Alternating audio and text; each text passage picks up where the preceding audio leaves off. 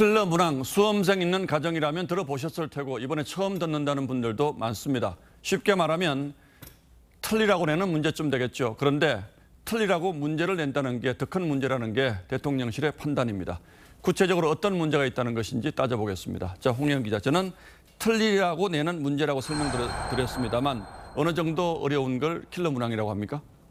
네, 대다수 학생들은 못 푸는 이 수능 한 과목당 한두 문제씩 나오는 초고난도 문제인데요. 예. 업계에서는 국어, 영어, 수학 평균 정답률이 10% 이내일 때 킬러 문항이라고 본다는데 이 정해진 기준은 없습니다. 2018학년도부터 수능 영어가 절대평가로 바뀌면서 국어와 수학에서 변별력을 높이기 위한 이런 킬러 문항이 늘어났습니다. 예, 국어와 수학 좀 구체적으로 예를 들어 준다면요? 최근 들어서는 국어 영역에서 자주 나왔는데요.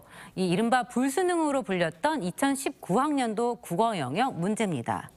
이 마뉴얼력 그래픽과 질점 같은 물리학 용어가 나와서 이 국어 능력을 평가하는 문제가 맞느냐는 비판이 쏟아졌고 결국 당시 교육과정평가원장이 사과했습니다. 이듬해에는 은행 건전성을 따지는 이 BIS 비율이 국어 지문으로 등장했는데요. 이 얼핏 보면 경제학 문제 같죠. 이 지문을 처음 접한 학생은 오랜 시간 붙들고 있어야 겨우 풀까 말까 한 수준들입니다. 고등학교 학생들이 쉽게 접할 수 있는 내용 자체도 아니고 또 일반적으로 문제를 또 읽어본다 하더라도 사실 이해하기도 어렵고 고등학교 학생들 수준에서 좀 감당하기 어려운 부분들의 문제도 출제된 것은 사실 좀 인정해야 되지 않을까.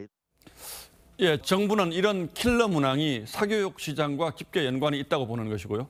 네, 그렇습니다. 입시 학원들이 일부 출제위원이나 특정 학교 출신들을 내세워서 킬러 문항을 찍어주는 돈벌이를 하고 있다는 겁니다. 예. 이 교육과정평가원이 정한 수능 출제위원 내부 기준에는 최근 몇 년 동안 수능 수험서를 집필하거나 수능 강의를 한 적이 없어야 한다는 조건이 있습니다.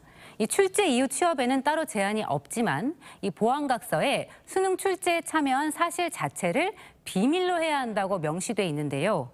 이 일부 출제위원들은 버젓이 경력으로 내걸고 있어서 문제로 지적돼 왔습니다. 자, 그렇다면 누군가에게는 돈벌이 수단이지만 대다수 학생들은 골탕을 먹는 셈이 되는 거고요.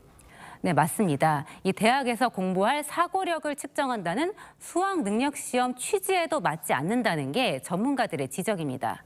이 최상위권을 가려낸다는 이유로 문제를 어렵게 꼬아서 내지만 교육적인 효과는 거의 없다는 겁니다.